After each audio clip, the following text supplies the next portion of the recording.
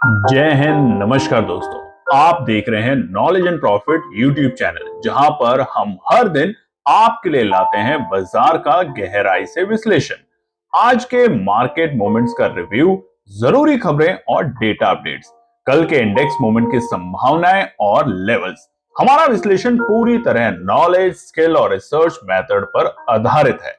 हमारा ऑब्जेक्टिव सिखाना है, ना कि आपको सीधा ट्रेड कराना, क्योंकि स्टॉक मार्केट में रिस्क होता है और बिना सीखे ट्रेडिंग करना खतरनाक हो सकता है। रियल टाइम डेटा और इंपॉर्टेंट न्यूज अपडेट के लिए आप हमें टेलीग्राम और व्हाट्सएप पर ज्वाइन कर सकते हैं। यहाँ हम मार्केट आवर्स में इंपॉर्टेंट न्यूज और डेटा शेयर करते हैं, जिससे आप अपने एनालिसिस में सुधार कर सकें और बेहतर रणनीति बना सकें। तो चलिए सीखते हैं, समझते हैं और बाजार का सही लाभ उठाते हैं। समझदारी से निवेश करें, ज्ञान के साथ मुनाफा कमाएं। और नमस्कार दोस्तों, कल के वीडियो में हमने आपको बताया था कि आने वाले सोमवार के लिए क्या निकल कर आते हैं इंपॉर्टेंट रेजिस्टेंस और सपोर्ट, तो उस वीडियो को जाके जरूर देखिए। आज हम बात करेंगे कुछ और इंपॉर्टेंट न्यूज को लेके और डेटा को लेके, और साथ ही में जानेंगे चार्ट को कैसे देखें आने वाले सोमवार के लिए। तो बिना देरी करे वीडियो को पूरा देखिएगा, चैनल को सब्सक्राइब कीजिएगा और अगर वीडियो पसंद आए तो लाइक कीजिएगा और शेयर भी कीजिएगा अपने दोस्तों और फ्रेंड में। तो चलिए शुरुआत करते हैं सबसे पहले कुछ इंपॉर्टेंट न्यूज और डेटा के साथ। तो स्क्रीन पे आप देख सकते हैं, और शुक्रवार से ही हर जगह यानी कि हर सोशल मीडिया प्लेटफॉर्म पे आपको देखने को मिल रहा है कि आरबीआई ने जो ये डिसीजन लिया है रेपो रेट कट करने का, उससे बहुत बढ़िया बाजार को एक समर्थन मिला। और उसके बारे में हमने आपको कल की वीडियो में बताया था 5 इंपॉर्टेंट पॉइंट, तो अगर आपको डिटेल में समझना है तो उसको जरूर जाके देखें। अभी हम आपको एक बात बता देते हैं कि रेपो रेट देखिए 50 बेसिस पॉइंट पे घटाया गया, 50 बेसिस पॉइंट पे, और लगातार 3 बार अभी तक आरबीआई के गवर्नर साहब की मीटिंग हुई है और तीनों बार हैट्रिक लगाया है, रेपो रेट में कटौती की गई है। हमने आपकी कल की वीडियो में भी दिखाया था कि किस तरीके से पिछले कुछ महीनों और कुछ मीटिंग से रेपो रेट में गिरावट देखने को मिल रही है, और वो वीडियो जाके आप देखेंगे तो चार्ट पैटर्न आप समझ पाएंगे। अब इससे असर क्या होगा? इससे असर होगा आपके लाइफ में, हमारी लाइफ में। कैसे? कम हो जाएगी हमारी ईएमआई। इससे क्या होगा? इकोनॉमी को मिलेगा बूस्टर। अब क्या देखिए, हम जब भी कोई लोन पे घर लेते हैं, गाड़ी खरीदते हैं या किसी तरह का प्राइवेट हम लेने की कोशिश करते हैं लोन बैंक से अपनी कुछ चीजों को पूरा करने के लिए, अपनी इच्छाओं को पूरा करने के लिए, तो उसके लिए हमें ईएमआई देनी पड़ती है, यानी कि हमारी मंथली इंस्टॉलमेंट। अब अगर उस मंथली इंस्टॉलमेंट में थोड़ा बहुत हमें राहत मिलेगा तो हम और ज्यादा से ज्यादा बैंकों के पास जाके होम लोन, कार लोन या पर्सनल लोन की तरफ आकर्षित होंगे, और उससे होगा क्या? बैंकों के पास और ज्यादा बिजनेस आएगा। इसी के चलते ये हुआ है। तो जो अभी 4 जून को आरबीआई की एमपीसी मीटिंग के जो रिजल्ट आ चुके हैं, और उसमें उन्होंने साफ साफ बता दिया कि रेपो रेट में 50 बेसिस पॉइंट की कटौती का तोहफा दिया तमाम भारतीय लोगों को, और उसकी बहुत अच्छी बात भी है। चाहे वो होम लोन हो, कार लोन हो, सबकी ईएमआई में थोड़ी बहुत आपको राहत मिलेगी। अब एक उदाहरण ले लेते हैं। मान लीजिए 50 लाख का लोन अगर आपने ले रखा था अभी, तो उसकी ईएमआई जो आपकी जाती थी उसमें कितनी राहत मिलेगी? अब देखिए, राहत अगर आपको 100 रुपए की भी मिलती है तो ये अच्छी बात है, ये कोई बुरी बात नहीं है। उसको नेगेटिविटी में नहीं लेना चाहिए कि 100 रुपए से क्या होगा।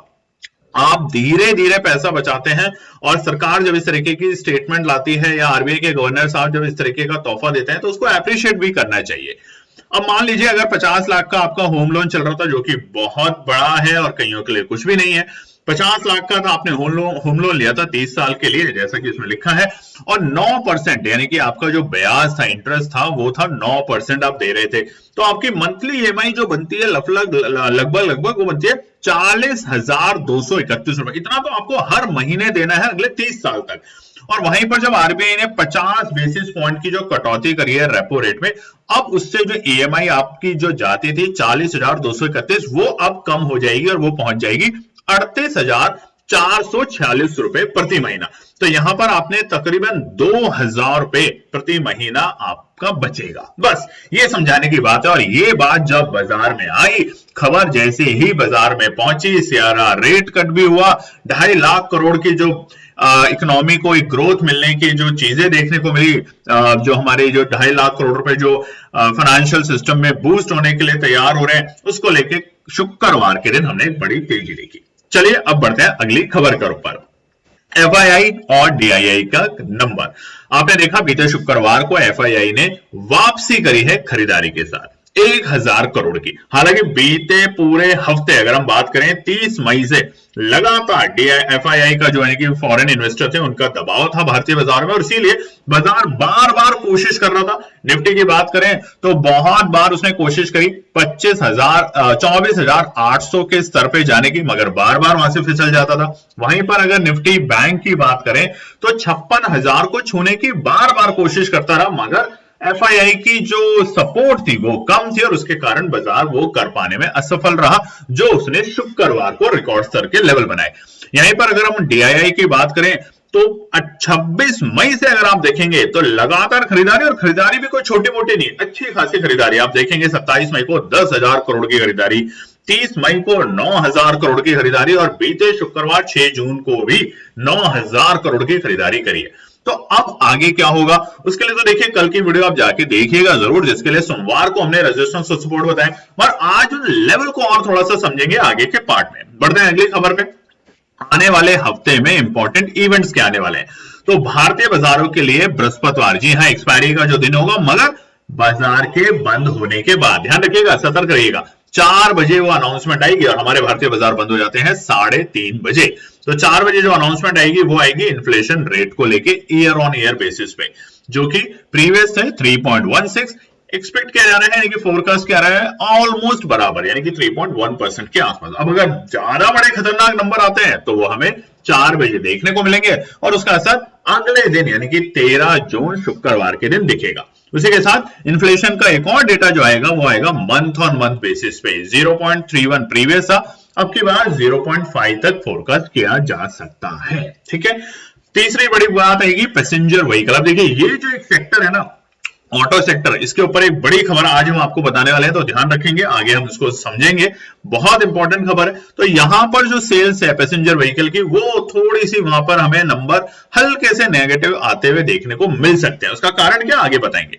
उधर ही बुधवार को 11 जून यूएस के कुछ इंपॉर्टेंट डेटा आएंगे जो कि इंपैक्ट कर सकता है यूएस के बाजारों को बुधवार की रात 11 जून को, और उससे अगले दिन है हमारी वीकली एक्सपायरी निफ्टी पे, तो यहां ध्यान रखेंगे, आएंगे इन्फ्लेशन के डेटा। जी हां, इन्फ्लेशन का जो डेटा है यूएस का थोड़ा सा गड़बड़ा सकता है, अभी जो है वो थोड़े बढ़ सकते हैं, और अगर ऐसा होगा इन्फ्लेशन बढ़ेगा तो थोड़ा सा यूएस थोड़ा सा तनाव में जा सकता है। और आप देख ही रहे हैं यूएस में क्या चल रहा है आजकल डोनाल्ड ट्रंप और वहां उनके प्रिय मित्र एलन मस्क के बीच में, वो भी जानेंगे आज की वीडियो में। चलिए, अब जो खबर है ऑटो सेक्टर के लिए थोड़ी सी खतरनाक है, और वो क्या है, चाइना ने जो मैग्नेट कर्व्स है risk halting Indian car production. अभी क्या है, देखिए हर कार में जो कि हमारी कार बनती है, स्पेशली ईवी की जो कार बनती है, इलेक्ट्रिक व्हीकल जो बनते हैं, उसके अंदर एक खास तरीके का मैग्नेट कर्व लगता है। अब वो एक नेचुरल प्रोडक्ट है, यानी कि जमीन से निकलता है, उसको थोड़ा सा तरीके से उसको एक प्रोसेस के थ्रू बनाया जाता है, और उसको चाइना जो है वो दुनिया जहान के मार्केट में उसको बेचती है, देती है, यानी कि ऑटो सेक्टर उसके ऊपर काफी हद तक डिपेंडेंट है। उसको लेके चाइना ने बड़ी बात बोली है कि ये रेयर अर्थ मैग्नेट जो है इसके एक्सपोर्ट को हम थोड़ा रिस्ट्रिक्ट करेंगे। अब देखिए ट्रैफिक वॉर जो है ना, ये ट्रम्प टैरिफ वॉर जो चला, हम अपना कम बेचेंगे, हम अपना सामान आपको ज्यादा रेट में बेचेंगे, आपसे जो इंपोर्ट होता है उस पर ज्यादा टैक्स लगाएंगे, इसके चलते चाइना ने वार्न किया है। और इसके लिए हमें क्या करना है, ऑटो इंडस्ट्री जो है, स्पेशली निफ्टी ऑटो या जो ऑटो सेक्टर के शेयर्स हैं, उसको कुछ दिन आप यहां ध्यान रखेंगे। क्यों? क्योंकि अगर ये चीज वाकई में जो एक्सपोर्ट है, रेयर अर्थ मैग्नेट जो एक वर्ड होता है, ये अगर थोड़ा सा चाइना इसके ऊपर रिस्ट्रिक्शन टाइट कर देता है, तो इसका असर हिंदुस्तान के बाजारों के साथ साथ दुनिया जहान के बाजारों पे आएगा, और सबसे बड़ा असर होगा हमारे ऑटो लॉबी के ऊपर, यानी कि मई जून की जो हमारी प्रोडक्शन है वहां पे हमें असर देखने को मिल रहा है। मई में ऑलरेडी हल्का फुल्का में असर देखने को मिला है, मगर जून के ऊपर उसके असर और गहराते हुए देखने को मिलेंगे। तो ये बड़ी खबर है ऑटो इंडस्ट्री को लेकर। बात करें शुक्रवार को, तो निफ्टी रियलिटी अगर बात करें तो जबरदस्त तेजी। और क्यों? क्योंकि ईएमआई का जैसे ही मिला सहारा कम होने का, वहां पे जबरदस्त तरीके से हमारे निफ्टी रियलिटी के जो शेयर्स हैं उन्हें तेजी दिखाई। आप देखेंगे गोदरेज प्रॉपर्टी, डीएलएफ 6% की जबरदस्त तेजी, वहीं पर प्रेस्टीज, ओबराय रियलिटी, शोभा, लोडा इंडस्ट्री, ये तमाम जितने भी रियलिटी सेक्टर है उनमें एक तरफा तेजी देखने को मिली। और साथ में तेजी देखने को मिली हमें बैंकिंग क्षेत्र के अंदर। जी हाँ, अगर आप देखेंगे तो हमारे जो बैंकिंग के क्षेत्र हैं, चाहे हमारा एक्सिस बैंक हो, इंडस बैंक हो, कोटक बैंक हो, एचडीएफसी बैंक हो, सभी बैंकिंग क्षेत्र में एक बड़ी तेजी देखने को मिली। ये असर था आरबीआई की पॉलिसी की वजह से। तो आप तमाम निफ्टी के जो सेक्टर्स हैं, चाहे वो हमारे फाइनेंशियल सर्विसेज हो, मेटल हो, प्राइवेट बैंक हो, चाहे हमारे कंज्यूमर ड्यूरेबल हो, देखिए कंज्यूमर ड्यूरेबल, रियलिटी, ये सब आपस में कनेक्टेड है। इवन ऑटो शेयर भी, क्योंकि भैया ईएमआई की, देखिए दिमाग में रखिए, ईएमआई जैसे ही आपकी कम होगी, आपके पास जो बचेगा ना पैसा, उसे आप कहीं और खर्च करने के लिए रखेंगे, हाथ में तो रखेंगे नहीं, या तो आप बैंकों में जाएंगे डिपॉजिट कर देंगे। अब क्या होता है कि जो फिक्स डिपॉजिट का जो रेट था वो भी थोड़ा कम होगा। ध्यान रखिएगा, अगर आपका इंटरेस्ट कम हो रहा है तो जो बैंक फिक्स डिपॉजिट देता था आपको जिस भी परसेंटेज पे, वहां भी अब थोड़ी सी कटौती होगी। तो फिक्स डिपॉजिट में तो आप जाएंगे नहीं, आप क्या करेंगे, और एक और लोन लेने का सोचेंगे। एक बड़ी गाड़ी अगर छोटी है तो बड़ी, बड़ी है तो और बड़ी। कमेंट सेक्शन में लिखिएगा आप में से कितने लोग अब अपने जो नए फ्यूचर प्लान है कि हमें घर लेना था, बड़ा घर लेना था, या गाड़ी लेनी थी, या कुछ पर्सनल अपनी चीजों को पूरा करने के लिए किसी तरीके का लोन लेना था, उस पे जाते हुए देखेंगे अपने आप को या अपने परिवार को। तो तमाम सेक्टर में तेजी देखने को मिली। उसी के साथ आप देखेंगे निफ्टी आईटी ने भी जबरदस्त तेजी दिखाई, और जिस तरीके से हमने कल की वीडियो में बताया था कि अमेरिका के बाजार भी एक अच्छी तेजी के साथ बंद हुए, ये अब कल हमें सोमवार को एक अच्छी तेजी दिखाने की कोशिश करेगा। हो सकता है बाजार एक गैप अप ओपनिंग दे, और गैप अप ओपनिंग के बाद हम धीरे धीरे बाजार को बढ़ते हुए देख सकते हैं। अब जानते हैं असली कहानी, जो कि आप में से बहुत से लोग जानना चाहते होंगे, बिल्कुल सरल भाषा में, कि ये जो ट्रम्प और एलन मस्क, जो अभी कुछ वक्त पहले तक एक दूसरे के घनिष्ठ दोस्त थे, जो कहते थे सोशल मीडिया पे और ऊपर मतलब पूरे ग्लोबल प्लेटफॉर्म पर आकर कि मैंने ट्रम्प को जिताया है, और ट्रम्प कहता था मेरे जीतने के बाद मतलब जो सबसे ज्यादा तेजी से जिसका बिजनेस बढ़ा वो था एलन मस्क। तो ऐसा क्या हुआ कि दोनों घनिष्ठ दोस्तों के बीच में लड़ाई हुई। तो जानते हो कारण। तो असली जो वजह है वो कुछ ये दो बड़े कारण है। क्या है?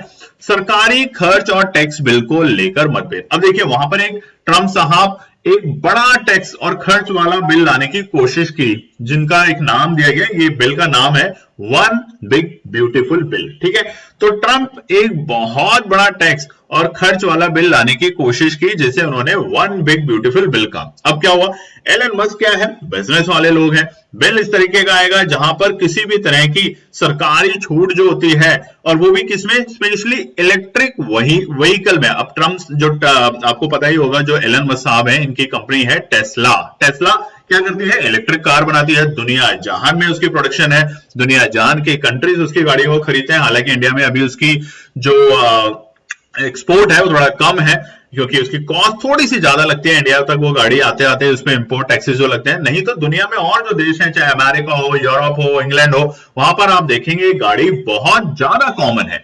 तो इसलिए अब जब ट्रम्प साहब ये जो टैक्स ला रहे थे, वन बिग ब्यूटीफुल बिल, इसको लेके एलन मस्क साहब ने इस बिल की आलोचना की, यानी कि मना किया। उन्होंने कहा ये सब गलत है, हम तो देखो आपको सपोर्ट कर रहे थे ये सोच के कि आप सारे के सारे जो पॉलिसीज हैं मेरे फेवर में बनाओगे, देश गया भाड़ में और मैं ही सब कुछ राज करूंगा। इसलिए आपने देखा होगा बीते कुछ महीनों में एलन जो मस्क साहब हैं, बहुत अजीब गरीब बयान देते हैं देशों के बारे में, बहुत अजीब गरीब बयान। तो उन्होंने कहा कि बहुत ही ये भ्रष्ट है और देश के लिए नुकसानदायक है, क्योंकि इससे घाटा बढ़ेगा। जब ये बिल आएंगे तो क्या होगा, आप जो इलेक्ट्रिक वाहनों के ऊपर जो सरकारी छूट देते हैं ये कम कर देंगे, तो घाटा बढ़ेगा सरकार का, यानी कि लोग कम खरीदेंगे। और सरकार को घाटा इसलिए कम हो, घाटा सरकार का बढ़ेगा क्योंकि लोग जब कम खरीदेंगे तो टैक्सेशन कम आएगा, टैक्सेशन कम आएगा तो सरकार को नुकसान होगा, हमें नहीं, बल्कि ये नुकसान कंपनी को भी मिलेगा। मस्क ने इसे घटिया और शर्मनाक बिल बताया। देखिए, एक दो दोस्त अगर एक दूसरे को लेके कुछ टिप्पणी करते हैं और आमने सामने नहीं, सोशल मीडिया पे, कौन सा प्लेटफॉर्म है ट्रम्प साहब का, एक्स, जिसे हम ट्विटर कहते थे एक जमाने में, वो भी अब ट्रम्प साहब का है। वहां पर वॉर मतलब शुरू हो गया बातों का, और बस फिर ट्रम्प साहब ने कहा, फिर एलन मस्क ने कहा, और ये चलता रहा। निजी हमले, सोशल मीडिया पर जंग शुरू हो गई, जैसा हमने आपको बताया। ट्रम्प ने मस्क को ट्रम्प डिटर्जेंट सिंड्रोम ये बोला है, ठीक है, यानी कि ट्रम्प से नफरत करने वाला बताया। मस्क ने पुराने ट्वीट निकालकर दिखाया कि ट्रम्प भी पहले बड़े घाटों के खिलाफ थे। आपस में एक दूसरे के खिलाफ अभी जो चल रहा है ना, वो डिजिटल वॉर चल रहा है, एक दूसरे के बारे में कुछ भी लिख देना, फिर उसके बारे में अपनी सफाई देना, और ये दोनों दोस्तों के बीच में चल रहा है। मगर प्राइमरी रीजन एक बिल का है जो कि ट्रंप साहब लाना चाहते हैं अपने देश को, जनता को, जिन्होंने उनको जिता के वहां तक भेजा है, प्रेसिडेंट बनाया है, वन बिग ब्यूटीफुल बिल, और उसके खिलाफ है बिल्कुल एलन मस्क का। दोस्तों से दुश्मन बनने की कहानी यही है। पहले जो मस्क, एलन मस्क आपने देखा होगा ट्रंप के समर्थक थे, और उन्होंने लगभग 300 मिलियन, देखेंगे आप, 300 मिलियन डॉलर का डोनेशन भी किया था जब वो चुनाव लड़ रहे थे उस वक्त में। मस्क को ट्रंप के एक सरकारी टास्क फोर्स है, डिपार्टमेंट ऑफ गवर्नमेंट एफिशिएंसी का लीडर भी बनाया था। दोस्त हैं, इतनी मदद करी थी, सब जानते हैं दुनिया के कि उन्होंने उनके इलेक्शन में बहुत मदद करी, चाहे वो सोशल मीडिया के थ्रू करवाया हो। एक्स आज की तारीख में अगर 1,00,000 मैसेजेस भरे देगा एक ही चीज को लेके, तो वो प्रोपोगेंडा सेट कर दिया जाता है, और अब इस तरह का ही वातावरण चल रहा है दुनिया में। लेकिन मई 2025 में मस्क ने अपना पद ये छोड़ दिया, क्योंकि ये तमाम बिल को लेके वो नाराज हुए। उन्होंने अपना जो पद था डिपार्टमेंट ऑफ गवर्नमेंट एफिशिएंसी का जो लीडर बनाया था वो छोड़ दिया, और जो उनकी शुरुआत में आते ही दोनों के बीच खुलकर झगड़ा शुरू हो गया और आमने सामने आ गया दुनिया के बीच में। इससे अब हो क्या रहा है आपने देखा होगा, इससे सबसे बड़ा नुकसान होगा, क्योंकि एक बिजनेसमैन है और एक है देश का प्रेसिडेंट। तो आपस में जब इस तरीके से लड़ेंगे तो क्या होगा, टेस्ला के शेयरों में गिरावट हुई, जो कि उनकी कंपनी है एलन मस्क साहब की, 14% गिरावट आई, लगभग $150 बिलियन की वैल्यू मिट गई। यानी कि इतना बड़ा गिरावट अगर एक दो दिन में देखने को मिलता है तो बड़ी गिरावट है, और यहीं पर सारी बात निकल कर आती है कि देश और दुनिया पे इसका क्या असर होगा। राजनीतिक तनाव तो हो ही गया, मस्क अब ट्रंप के खिलाफ एक राजनीतिक दल बनाने की बात कर रहे हैं, अमेरिका पार्टी। ये मस्क ने कहा है, क्यों? क्योंकि उनको लगता है मैं बिजनेसमैन हूं, मैंने ही तो ट्रंप को जिताया है, सारा डोनेशन पैसा मेरा था, मैंने ही सारी कैंपेनिंग करी, तो मैं ही ये दोबारे से शुरू कर देता हूं। याद कीजिएगा 2014 में ऐसा ही, मैं किसी का नाम नहीं लेना चाहता, मगर हमारे देश के प्रधानमंत्री मोदी जी की, जिन्होंने कैंपेनिंग करी थी या पूरा जो शो चलाया था, बाद में उन्होंने भी कुछ इस तरीके से बातें करी कि आप जीते, मेरा फेवर कीजिए, मगर एक अच्छा लीडर वो होता है जो देश के लिए सोचे, देश की जनता के लिए सोचे, ना कि केवल एक पर्टिकुलर कम्युनिटी और एक पर्टिकुलर इंसान के लिए सोचे। और देखिए उन्होंने भी अपनी पार्टी बनाई, क्या चल रहा है क्या नहीं चल रहा है वो अलग विवाद का एक अलग टॉपिक है, बट कमेंट सेक्शन में लिखिएगा जरूर। सरकारी सहायता खतरे में, ट्रंप ने मस्क के सभी सरकारी सपोर्ट खत्म करने की धमकी दी है। साफ साफ कह दिया कि भाई अब हम दोस्त ने, तो मैंने जो आपको सपोर्ट दी थी सरकारी खर्चे पे रहने की, वो सब अब से खत्म।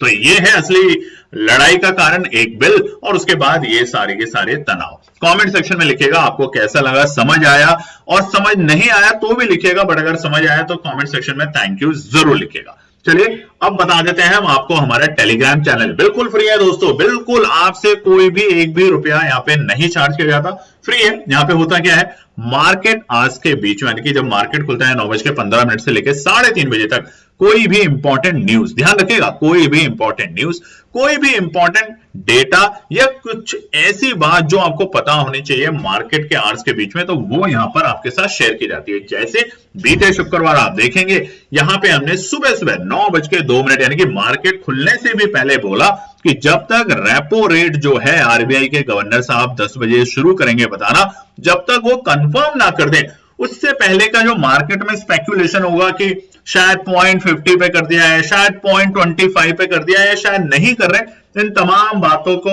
नजरअंदाज करें, न्यूज को आने दे सामने और उसके बाद ही ट्रेड करें। जिन्होंने इन चीजों को फॉलो किया उन्होंने एक अच्छा प्रॉफिट बनाया, और जो लगे रहे 9:15 बजे से तेजी के माहौल में, और फिर बाजार ने उनको 10 बजे दिखाया डे लो का लेवल एग्जिट कर गए और बाद में तेजी को देखकर रोते रहे, उनको ही समझाने की और कोशिश है, बाकी आपकी मर्जी है। ये हमारा एक्सपीरियंस है कि कैसे इवेंट के दिन बहुत बड़े बड़े ट्रैप लगते हैं और कैसे आप वहां ट्रैपों से बचे। तो ये तो था न्यूज और डेटा। चलिए अब नजर डालेंगे कुछ हम चार्ट्स को देखने के ऊपर, और शुरुआत करेंगे सबसे पहले हम हमारे सबसे पसंदीदा निफ्टी के चार्ट को। चार्ट आपके सामने खुला हुआ है और यहां पर हमने 3 इंडिकेटर लगा रखे हैं। ज्यादा डिटेल में हम अभी आपको बताएंगे क्या है वो indicator. Exponential moving average 9, exponential moving average 20 और आरएसआई इंडिकेटर। आज निफ्टी, सेंसेक्स और बैंक निफ्टी तीनों के चार्ट हम बताएंगे 15 मिनट के टाइम फ्रेम के ऊपर, और तीनों के चार्ट को आप नोट कर लीजिएगा 15 मिनट के टाइम फ्रेम पर है, और 3 ही इंडिकेटर लगा रखे हैं। एक्सपोनेंशियल 9 जो कि है लाल रंग की लाइन, 20 है हमारे हरे निशान में, और आरएसआई इंडिकेटर का ब्रैकेट है 20 से लेके 80 के बीच में। अब जितना नीचे आरएसआई इंडिकेटर उतनी अच्छी तेजी, यानी कि आप हल्के में जब हो तो ही खरीदारी करने की कोशिश करें, यानी कि फंस सकते हैं। अब भैया रेजिस्टेंस और सपोर्ट क्या है वो हमने कल की वीडियो में बताया, वहां जाके देख सकते हैं। अब सबसे पहले देख लेते हैं निफ्टी के अंदर ट्रेंड क्या बन रहा है। निफ्टी के अंदर हम 15 मिनट के टाइम फ्रेम पे देखेंगे तो तकरीबन जून जब से शुरू हुआ है, यानी कि बीते पूरे हफ्ते में हमें हायर लोज बनते हुए देखिए बाजार में हायर लोज बन रहे हैं। ऐसे जाता है, फिर बाजार नीचे आया, फिर बाजार गया, और ये गया बाजार, फिर नीचे आया, तो क्या ये वापस ऊपर। इन स्पॉट्स को, ये जो स्पॉट्स हैं, ये जो स्पॉट्स हैं, इनको बोला जाता है हायर लोज, और इसी को हम स्विंग लो भी कहते हैं। ये स्विंग हाई होता है हमारा, ये स्विंग का हाई है, और ये स्विंग का लो है। ठीक है, ये क्लियर है आपको। चलिए फिर से हम दिखा देते हैं आपको कि ये क्या है। अब यहां पर जो इंडिकेटर है ये जानना इंपॉर्टेंट है कि क्यों। 9 और 20 EMA इंडिकेटर बहुत इंपॉर्टेंट है, ध्यान रखिएगा। यहां पर अगर आप देखेंगे इस लाइन पे, तो हम कितने ऊपर है, हम एक्सपोनेंशियल लाइन के ऊपर है। होता क्या है जनरली, जब भी एक्सपोनेंशियल लाइन का जो इंडिकेटर है, ये जब भी हमारे 20 के नीचे आ जाते हैं कि लाल लाइन हरे को काट के नीचे आएगी, तो गिरावट गंभीर होगी। हम एग्जाम्पल दिखा देते हैं, यहां पर देखिए, हम एग्जाम्पल दिखा देते हैं, यहां पर देखिए, हम आपको एग्जाम्पल दिखा देते हैं, यहां देखिए, उसके बाद यहां देखिए। और जब भी हमारी ये जो लाल लाइन है, यानी कि एक्सपोनेंशियल लाइन 20 को ब्रेक करके सस्टेन करती है, कम से कम 15-20 मिनट यहां पे इंतजार करें, देखिए क्योंकि 15 मिनट का टाइम फ्रेम है, तब आपको यहां पे एक जबरदस्त तेजी देखने को मिलेगी, यानी कि तब आप कॉल साइड में जाने की कोशिश कर सकते हैं। मगर उस वक्त एक बात का और भी ध्यान रखना है कि क्या हमारा आरएसआई इंडिकेटर बहुत ज्यादा तो नहीं है। आरएसआई इंडिकेटर अगर हमारा 70 के ऊपर जा रहा है तो उस वक्त अवॉइड करने की कोशिश करें, क्योंकि किसी भी पल बाजार वहां से लुढ़क सकता है, और अगर बाजार लुढ़का तो आपका नुकसान हो भी सकता है, क्योंकि जो हमारे प्रीमियम्स हैं कॉल के बहुत तेजी से गल सकते हैं। अब हमने आपको बीते हफ्ते बताया था निफ्टी, सेंसेक्स, बैंक निफ्टी में, कि बीते हफ्ते क्या हुआ था। सोमवार के दिन और ट्यूसडे के दिन, मंडे और ट्यूसडे जो कॉल के प्रीमियम थे उसमें बहुत बड़ी गिरावट नहीं हुई थी। गिरावट कब हुई, हमारी वेडनेसडे के दिन और हल्की फुल्की थर्सडे के दिन। हल्की फुल्की थर्सडे के दिन शुरुआती दौर में थी, मगर जैसे बाजार में ब्रेकआउट एक बार देना शुरू किया था, उसके बाद प्रीमियम जो थे कॉल के उसमें इतनी बड़ी गिरावट नहीं थी। मगर फ्राइडे को आपने देखा होगा कि हमारे जो फर्स्ट हाफ 10 बजे से पहले कॉल के प्रीमियम में गिरावट हो रही थी, मगर उसके बाद धीरे धीरे इंप्रूव हुआ। तो ये जो चीजें होती हैं ये आप वक्त के साथ सीखेंगे कि कब कॉल के प्रीमियम गिरते हैं, कब कॉल के प्रीमियम बढ़ते हैं। फिलहाल के लिए रुकावट के जो लेवल है, इंपॉर्टेंट लेवल, वो हमने आपको सपोर्ट और रेजिस्टेंस कल की वीडियो में बताया, मगर आप भी ध्यान रखेंगे ये जो लेवल है इनको पार होने दे, यानी कि अप्रैल मई के मिड में जो हमने दोबारा से एक बार तेजी देखी थी, 25,000 तक हम पहुंचे थे, मगर वहां से फिर से हम लुढ़क गए थे। वो लेवल को पार होने दें, उसके बाद एक अच्छी तेजी करने की कोशिश करें। तो वो जो लेवल है इंपॉर्टेंट, वो है 25,100 के लेवल। बाकी बिल्कुल डिटेल में जो हमने वो कल की वीडियो में बताया, 25,075 पहला रुकावट का पड़ाव है। उसके बाद बाजार अगर टिकता है तो एक अच्छी तेजी निफ्टी में देखने को मिलेगी। हालांकि जो समीकरण है, एक बड़ी तेजी के बाद हमेशा बाजार जब बड़ी तेजी दिखाता है तो हल्का सा नीचे आने की कोशिश करता है, जिससे कि हमने आपको बताया है हायर लोज बन रहे हैं, तो वहां पे बाजार एक नई तेजी दिखाएगा। तो हायर लोज का वेट करें, सपोर्ट कल की वीडियो में उसे जाके देखें। मगर जब भी ट्रेड सेटअप करें तो आरएसआई इंडिकेटर और एक्सपोनेंशियल 920 इंडिकेटर या कोई भी इंडिकेटर जो आप काम करते हैं उस पर ध्यान रखें। ठीक है, नीचे बहुत बड़ी गिरावट तो नहीं बोलेंगे, मगर हाँ बाजार सुस्त कब होने शुरू हो जाएगा ये नोट कर लीजिएगा, ये वाला लेवल। ठीक है, मल्टीपल टाइम्स बाजार ने सपोर्ट लिया, और वो मल्टीपल टाइम्स का सपोर्ट क्या है, 25,550 के लेवल। 50 को भी आप काउंट कर सकते हैं, यानी कि ये वाले जो लेवल है हमारे ये। तो 25,500 जब तक बाजार क्लोजिंग नहीं देता इसके नीचे, तब तक बाय ऑन डिप्स की रणनीति के साथ ही काम करेंगे। जब 24,500 को बाजार ब्रेक कर देगा, इस लेवल को ब्रेक करके क्लोजिंग देगा, तो वहां पर हम सतर्क रहेंगे, क्योंकि तब ये तभी होगा जब कोई बड़ी नेगेटिव न्यूज बाजार में आएगी और बाजार को वो स्लिप डाउन करेगी 24,000 तक के लेवल पे। ध्यान रखें। तो शुक्रवार को अगर आपने तेजी नहीं करी इस तरफ ये सोच के कि ट्रंप का वॉर चल गया है एलन मस्क साहब के साथ, हो सकता है 50 बीपीएस ना हो तो पुट ले लें, तो ऐसी गलती को अवॉइड करें अपनी लाइफ में। ठीक है, चलिए अब बात कर लेते हैं सेंसेक्स को लेके भी।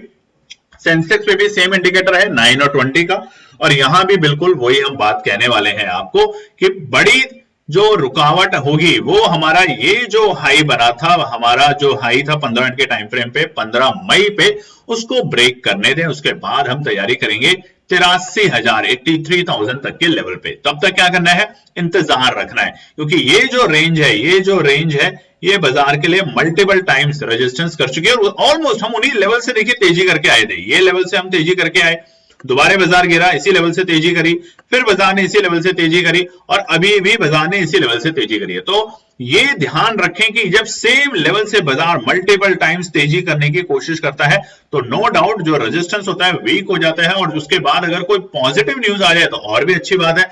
मगर हमने देखा था कि जब हमारी पॉलिसी आई थी पिछली बार फरवरी के महीने में और जब हमारे बजट आए थे तो बाजार ने तेजी जरूर दिखाई, मगर उसके बाद अगले दिन से गिरना भी शुरू कर दिया था। तो नीचे के जो लेवल है दिमाग में रख लीजिए, 80,650 के लेवल इंपॉर्टेंट सपोर्ट है। और स्पेसिफिक जाना है तो 80,700 के नीचे जब तक बाजार नहीं क्लोजिंग देता तब तक बाय ऑन डिप्स के साथ लॉन्ग में रहेंगे।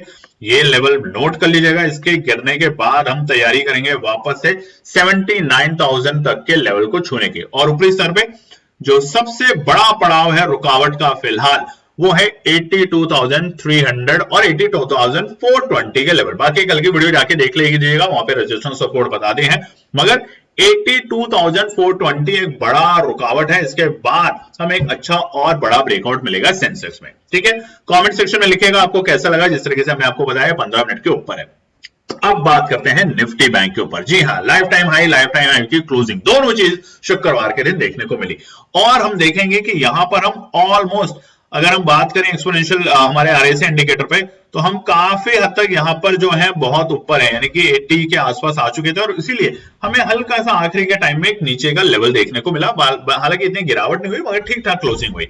तो यहां पर अब जब तक बाजार, याद रखिएगा, देखिए अच्छा ट्रेडर बनना है तो तभी जब आप नियम फॉलो करेंगे। कोई बात नहीं, अगर सोमवार को बाजार यहां से और 1000 पॉइंट दिखा देता है ऊपर, कोई बात नहीं, तो क्या करना है, कल रेजिस्टेंस शेयर किए थे, रेजिस्टेंस पार करें तो तेजी करनी है, नहीं तो एक अच्छे व्यक्ति, अच्छे ट्रेडर का जो काम होता है वो क्या होता है, ये देखिए इस रेंज में बाजार रहा और फिर गिरावट दी। इस रेंज में जब भी आरएसआई इतना ज्यादा हाई हो जाएगा तो एक बार हल्का सा बाजार गिरावट दिखाने की कोशिश करेगा, तो सही लेवल पे एंट्री करें। और कहां पर, जब आरएसआई आपका 30 से लेके 35 या 40 के बीच में होता है तो आपको एक परफेक्ट लेवल मिलेगा बैंक निफ्टी में। तेजी है, इसमें कोई डाउट नहीं है।